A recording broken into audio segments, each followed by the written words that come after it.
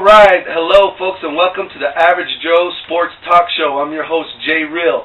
We have a really cool show for this Friday, and the hot topic is going to be, should transgender women be allowed in women's sports? Now, we scoured the town, and we've actually rounded up some everyday Average Joe folks to come on in for the Raza Minute and give us their cut on this subject. So, right now we have Rio. How you doing, brother? I'm doing good. Rio is a local and a frequent visitor and guest and customer of the Player Zone, and he agreed to come on our show and give us his cut on this topic. So, Rio, tell us what you feel personally about transgender women in women's sports. Honestly, I don't think that's a big problem with the physical advantage and whatnot. Because even if you are a man and you have the woman, and you turn to a woman, you have all the physical advantages of being a man and all that. There's still going to be women that will be able to compete with you. Sure, that makes sense. Yeah. But the only issue with that is that I think of it as undermining the integrity of the women's sport. Because regardless of what surgery you do or what the law says or whatever's written on paper, you're still going to be a man, no matter how many parts you remove off of yourself.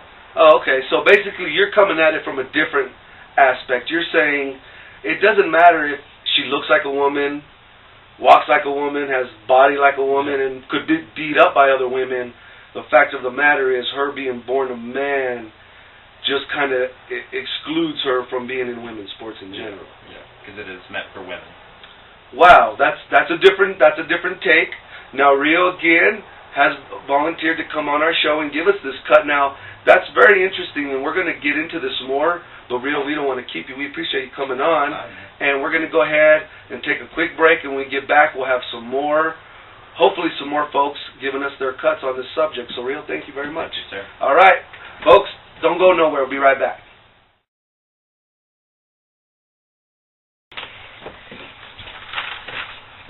Oh, wow, this stuff in the Player Zone is so cool.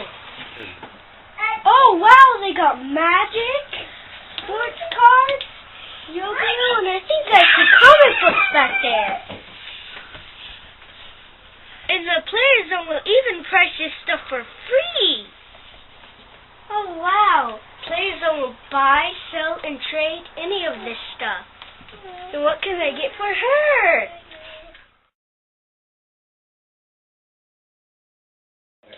All right, we have snagged one of Player Zone's regular customers, avid player of Magic and all other kind of card games. Her name is Abby. How you doing, Abby? Good, how are you?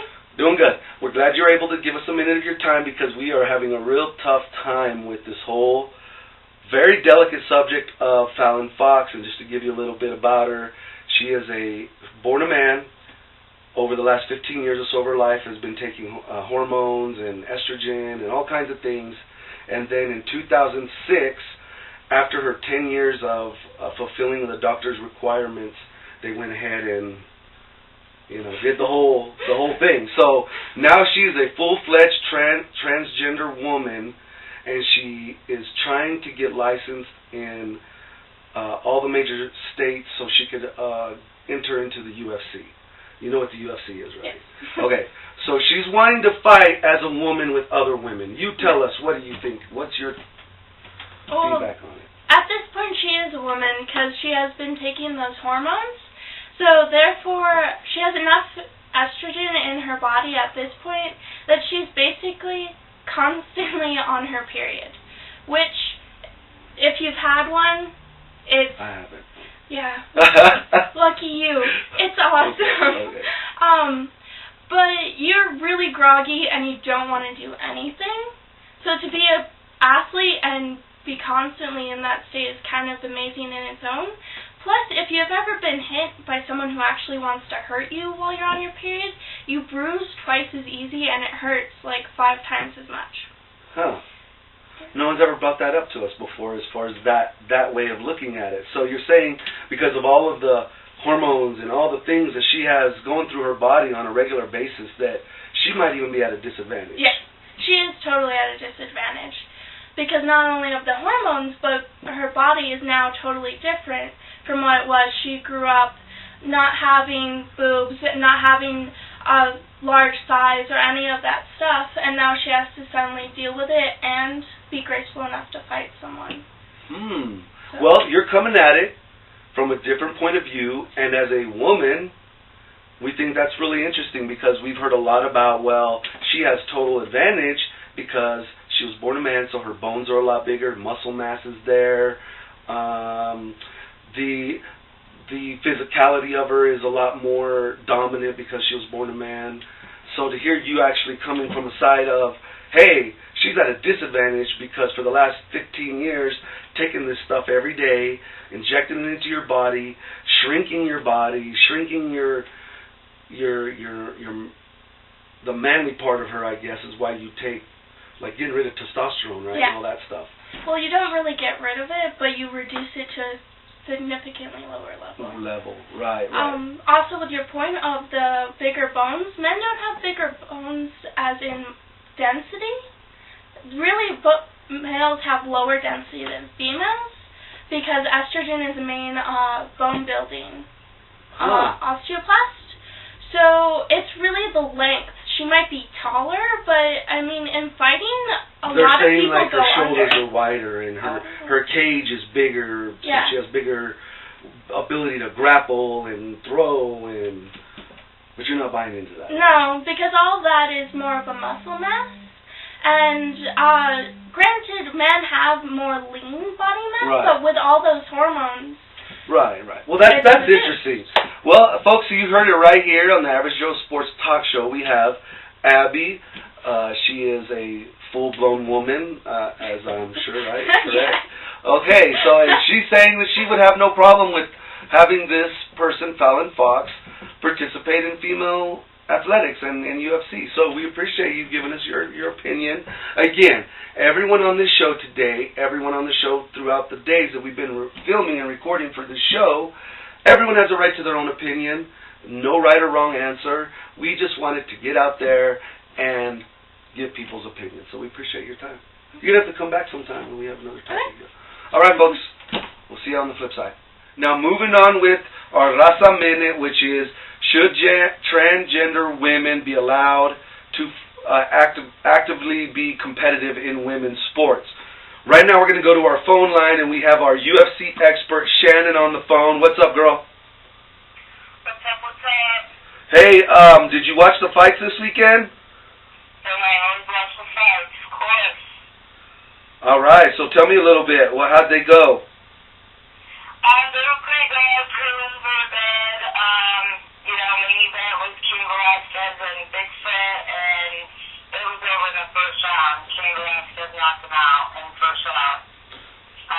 Threw the right hook, and he was done. And Junior Dos Santos, right. He won his fight. He was co-main event, and he did like this crazy spinning back kick and hit the guy in the temple, and he was out. They were real good fights over the weekend. Yeah, now I did hear about that kick. Now, did that kick totally knock him out, or did he have to, finish him off? No, he, it stunned him really good, and he did. He had him, 2 more times, he capitalized on it, but he was out. He was pretty, he didn't even know what hit him, you know what I mean? Right. And so basically that sets up a Dos Santos and Cain Velasquez 3 then, right? Yeah, I think that's what's coming up next for those two. Yeah. Well, and it kind of leads that to be the case because they both have one match on each other. True. So that's probably what's going to be next since they both won the fights that they were in over the weekend, and they usually, let them have 3 bouts to see who's the better fighter. Right. One-to-one, you know what I mean? Yeah. No, I totally understand that. Now, we have been having a discussion today and throughout the week, and it's on our Raza Connection segment, and it's should transgender women, and I know this is a big thing that we've discussed before with Fallon Fox having a fight this last weekend and winning, but she didn't just run over this person. It was a pretty competitive fight, right? I just watched it a few minutes ago, and it was a pretty fair fight. It wasn't like she she totally demolished this other girl on the outside. It went 3 rounds. It was finally, the other girl that she fought, her name was Alana Jones, and she finally tapped out with like a minute and 30 left in the last round, and Fallon had her in like this really sick neck choke, and she tapped out, but it was a fairly fair fight. It wasn't like she just went in and bulldozed this other chick. You know what I mean? She was a little bit taller than the other girl, but as far as like their body build and things like that, it was very even. It was very fair. Right. And she didn't like just bulldoze the chick. You know what I mean? Yeah, and I mean, we had a guest on earlier, and his comment was, it doesn't matter that this Fallon Fox isn't the biggest person or the most muscular or even the most dominant. The fact of the matter that she was a man needs to be the main focus, and she shouldn't be allowed to fight women. What do you think about that? Like I said in previous interviews with you, I'm very torn. I see both sides of the coin. I still stand that if the opponent that she's fighting knows that she's transgender and is agreed to fight her as a transgender, I think it should be up to the opponent. And if the opponent chooses not to fight her, I don't think they should be penalized for it. And, you know, I see both sides of the coin, but on the other hand, everybody's entitled to their opinion, but everybody with their opinions, we're not scientists. We have no idea how this woman is or this man is, whatever you guys want to call her, after she's been on a hormone therapy and this and that. But we're not scientists. We have no idea what the hormone therapy does or doesn't change. Right. Regardless if she was born, she could have been born a man on the outside, but that doesn't mean everything on the inside was born a man. Does that make sense? Yeah, I hear what you're saying. There's so many flaws that could happen in the human body, so... And so I mean, there's so much scientific genetic crap that goes along with this, that I think that until there's been some scientific something done, I mean, of course everybody's entitled to their opinion, but it doesn't mean their opinion is right. You know what I mean? Right. And again, I still stand that if the opponent knows she's transgender, everybody else needs to stay out of it. Me personally, if I was an MMA fighter, I wouldn't fight her knowing that she was transgender, but that's just me. Yeah, but what if she got you in a hold and tried to make out with you? Oh, come on, dude. You know I gotta mess with you, girl. Anyway. Hey, so what's the big fight coming up next? Who's the big... The next big fight coming up is going to be, I believe it's end of June. I want to say it's end of June, but it may be end of July, but I know that it's an Anderson Silva fight coming up. Oh, yeah, yeah. He's, like, I know the guy who's fighting Weidman. He's fighting Weidman. I can't even wrap my head around that he's fighting Chris Weidman, but okay. But that's the next big fight coming up. So that's the next person that's being led to slaughter then? Yeah, pretty much. I mean, I would love to see Anderson Silva get brought down off of his pedestal just at least one time and get his ass kicked, but that's just me. Right. Well, girl, we appreciate you stopping by and giving us your cuts on the UFC. Yeah, this topic's going to be hot, and we got more interviews coming out throughout the show to talk about this and see what their opinions and their cuts are. But for right now, we're going to have to let you go. We're behind the clock here, but we appreciate you stopping by. Awesome, thanks. All right, Cindy, we'll talk to you soon. All right, bye-bye. All right, well, that's Shannon right there, our local expert on the UFC, giving us her cut on the transgender topic. So we're going to go ahead and cut away real quick. When we get back, we might have another guest. We might go into some sports. Who knows? I'm going to go ahead and intro into this. We have a local celebrity. He goes by the name El Mero Mero. He is a rapper who just got signed to a large deal right here locally, but his contract is coming out from L.A., I believe, We're hopefully going to have him come on and do a little demonstration of his music or give us a sample of his album. But hopefully we can get him before the show's over. Don't go anywhere. As you can see, a lot of stuff going on. J Real will be right back with you. All right, folks. Now, welcome back. We actually are taking 2 days to take care of this Friday edition show. The topic about Fallon Fox and should transgender women be allowed to participate in women's activities is really pushed us to go beyond just our 1 day of filming. We did have some special guests going to be showing up today for this filming of this show, but unfortunately we're running behind time. We're going to go ahead and just wrap up the show. As far as we here at the Average Joe Sports Talk Show, we are going to go ahead and agree with Shannon and her observation or her cut on the whole Fallon Fox and the UFC topic. As long as her opponents are aware that she is a transgender woman and they agree to fight her, I think that there should be no issue, no problems with the fights being set up. Now, if they try to push certain women to fight Fallon Fox in order to get a big payday fight, I think that's where we're going to have an issue of if it's right or wrong.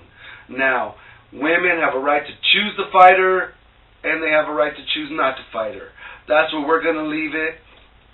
We're not scientists. We don't know all the facts about the strength, the muscle mass, the bone density, all that kind of stuff. So we're going to agree with our expert, Shannon, and leave it at that. Now, to go ahead and go into our wrap-up, we were going to have a local rapper who just signed a really cool deal. Again, his name is Almedo Medo, but again, unable to get with him before we had to wrap up the show. So we're going to try really hard for our next show to get him on and give us a little sample of his rapping ability and his music, and get his name out there in the local community here in Ruidoso to see if we can help him out a little bit with some CD sales. Now, we are going to go ahead and wrap up with our NBA talk. Right now, the Heat are in total control. They just won, blew out Indiana last night, basically. That series is all but over. We're going to go ahead and just say, put a fork in them, the fat lady's singing, and we're going to look forward to the finals with the Heat and the San Antonio Spurs. So for right now, we're going to thank our sponsors, the Player Zone. Again, we can't do anything without them.